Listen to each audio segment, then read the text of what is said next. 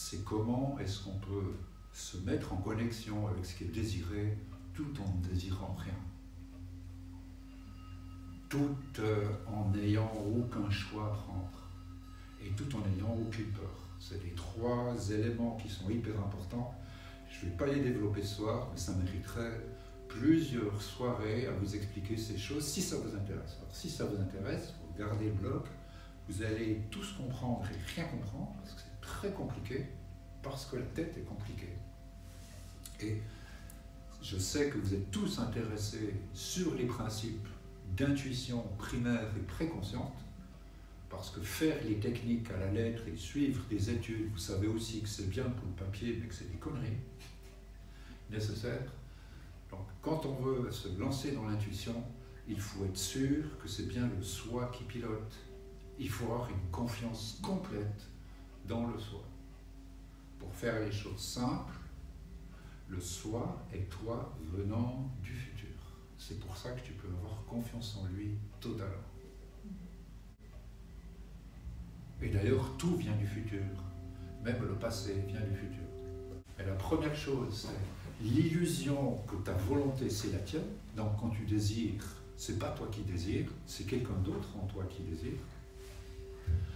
Quand tu fais des choix, c'est pas toi qui choisis. Le choix a déjà été fait. Donc, choisir, ça veut dire, je choisis sur la liste du restaurant qui a déjà fait mes choix à ma place. Et puis, tu as beau commander un truc qui n'est pas sur la carte, tu ne vas pas recevoir ce truc. Donc, le choix est la conséquence qu'on est déjà dans le passé. Quand tu es dans le passé, le choix n'existe plus. Okay? Donc, le désir est dans un faux présent, le choix est dans un vrai passé, et la peur vient du futur. Donc, quand tu as peur, ce n'est pas la peur rémanente des problèmes que tu as eus dans ta vie et des traumas que tu as eus dans ta vie, parce que je sais qu'ici, tout le monde a eu des traumas dans sa vie. Hein, sincèrement, on ne va pas les comparer, mais je pense que tout le monde en a un bras complet.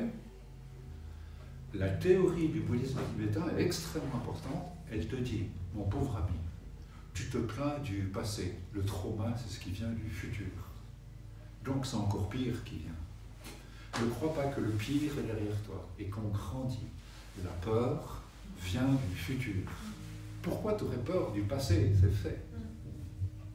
Si on a peur, c'est que ton mental te dit, j'ai raison d'avoir peur parce que le pire arrive. Et moi, dans mon travail personnel qui fait que je peux supporter des discussions un peu compliquées, le trauma, on est toujours convaincu que le trauma vient du passé. Que les flots traumatiques viennent du passé. Et tous les peuples sur cette terre, surtout quand ils ont dit « We are the chosen one », se sont tous mis en pogrom et en génocide. Il ne faut pas croire que le monde juif a l'exclusivité sur ce plan-là. Mais tout peuple qui a décidé « We are the chosen one », ils se sont ramassés du trauma sur la gueule, mais le trauma, c'est la peur de l'extinction dans le sens tribal du terme. Le trauma vient du futur. Les pensées viennent du futur.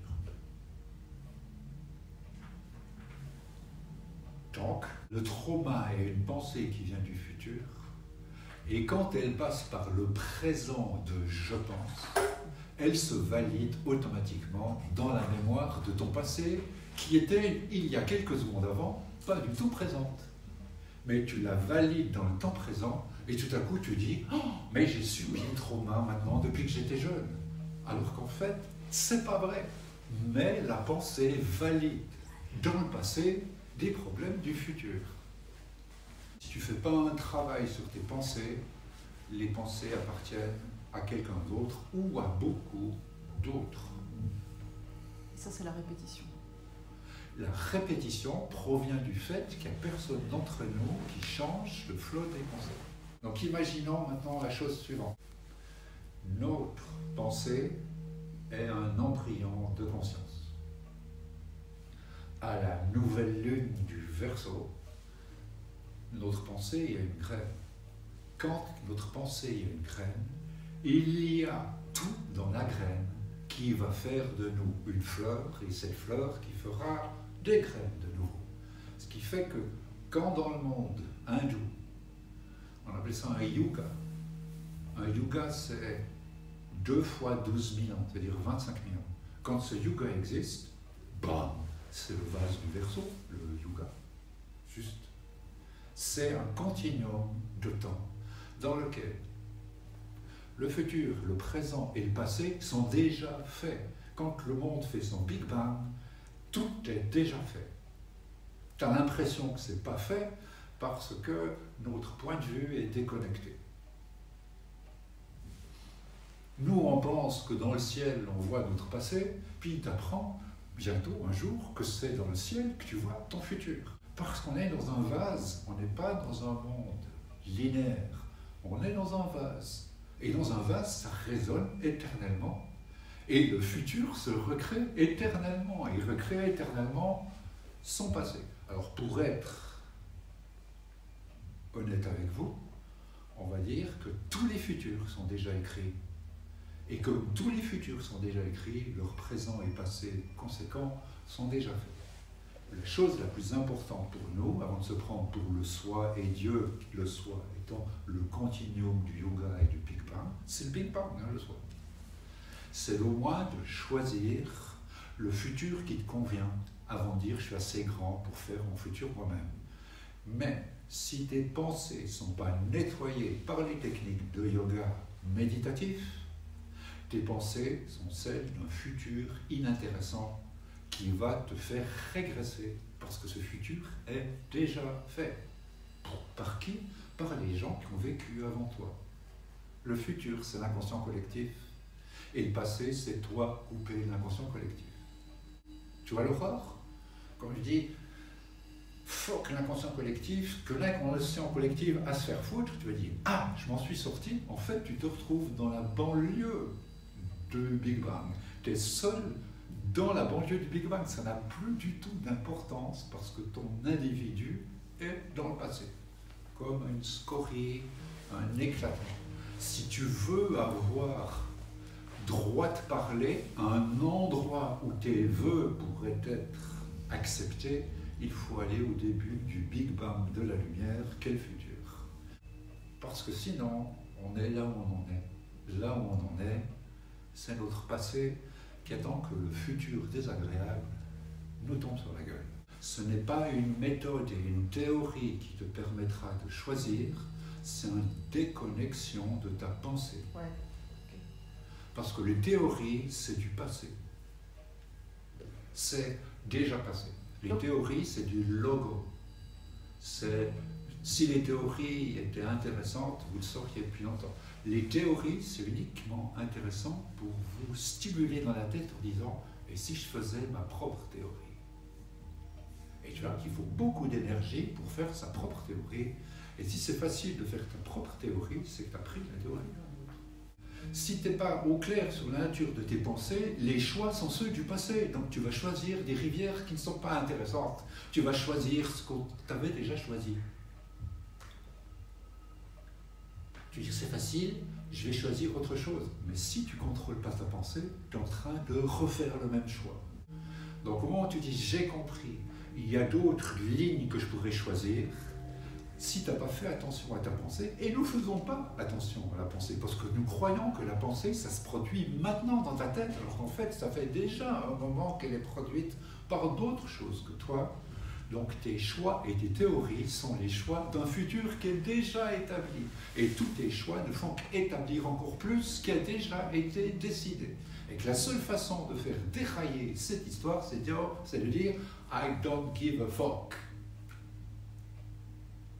Si tu es méthodique dans ta tête, tu n'y arrives pas. Et si tu dis « fuck you », tu n'y arrives pas. Tu dois dire « il faut que j'enlève mes théories dans la tête » pour que mon futur me dise ce que je dois voir et pas ce que j'ai envie de voir ou ce que j'ai envie de choisir.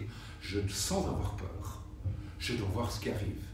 Et si je suis capable de voir ce qui arrive sans avoir peur, je suis lentement élu pour faire mon propre destin.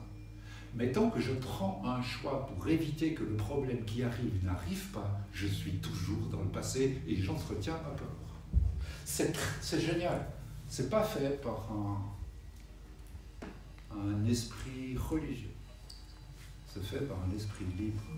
C'est pas pareil. Il y avait un moment où la religion, la science et la philosophie, c'était only one same thing. Puis maintenant on dit non, on essaie de dire la science, c'est la même chose. C'est terriblement grave quand une structure sociétale n'a plus de religion, plus de science et plus de philosophie. En général, c'est le moment où on disparaît. Pour savoir ce que veut un peuple, il faut voir le taux de mortalité, il faut voir le taux de naissance, il faut voir où est-ce qu'on fait des ingénieurs, où est-ce qu'on n'en fait pas. Et quand c'est la merde, et que cette merde soit une guerre ou une épidémie, ou etc., les peuples, pas qui ont du PIB, de l'argent, etc., mais les peuples qui ont un taux de naissance élevé, un taux de mortalité faible, et qui savent faire des ingénieurs plutôt que des gens qui s'emmerdent devant leur télé, en général, ces gens-là, à long terme, ils gagnent. Puis nous, moi je préférerais être solo, je sais pas, puis j'ai pas envie d'être dans une religion, puis je suis pas intéressé par vos trucs de consommation, puis l'orthodoxie ça m'intéresse pas, puis Poutine non plus, puis Trump non plus. Il faut se dire que d'une façon générale, dans l'histoire, c'est le camp des losers.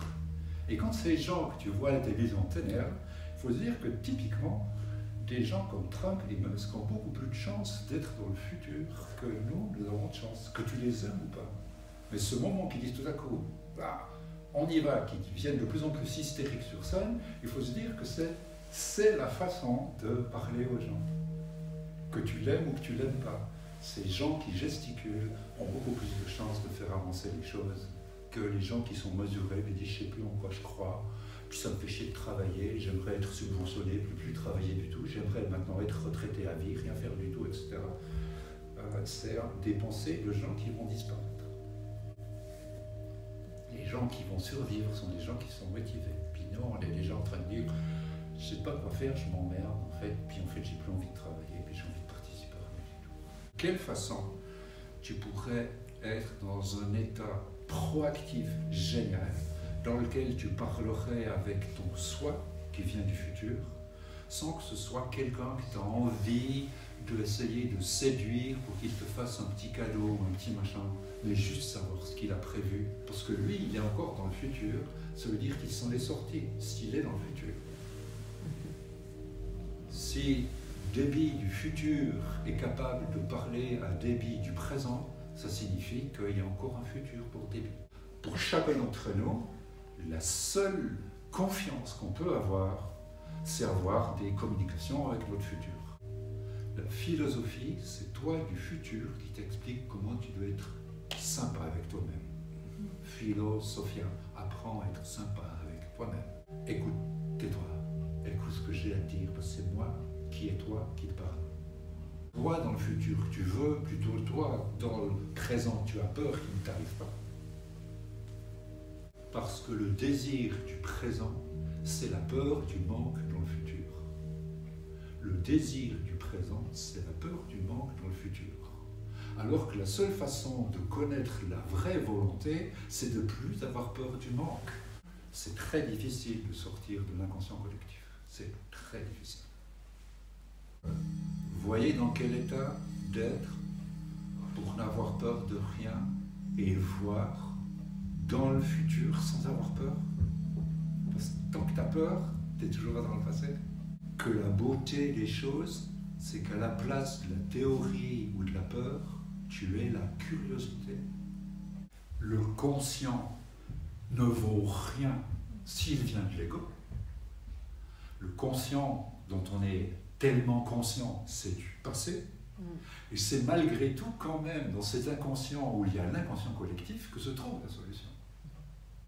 L'inconscient, c'est pour se connecter à la chose la plus importante, qu'est l'imperceptible.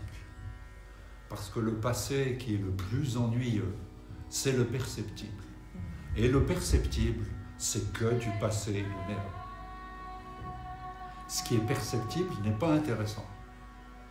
Dans un temps, dans une expérience, dans une histoire de boulot, qui est l'équivalent de l'histoire d'un travail avec moi, les moments où tu es là sont nécessaires pour que tu te connectes au moment où tu n'es pas là. Je ne sais pas, je ne sais pas où je suis, mais c'est dans ce qui est imperceptible que se trouve la solution. Et pour que tu puisses avoir la joie de l'imperceptible, il faut que tu te mettes dans une technique où tu dis « je veux le perceptible ». Parce que si tu veux le perceptible, tu verras qu'il n'y a rien d'intéressant dans le perceptible. Donc c'est dans les moments qui sont difficiles à calculer, à pressentir, que se trouve la solution. C'est ce qu'on disait l'autre jour du sommeil paradoxal. Le sommeil paradoxal, tu es en train de parler, tu pars. Ça, c'est ce qui m'intéresse. C'est le saut dans l'imperceptible.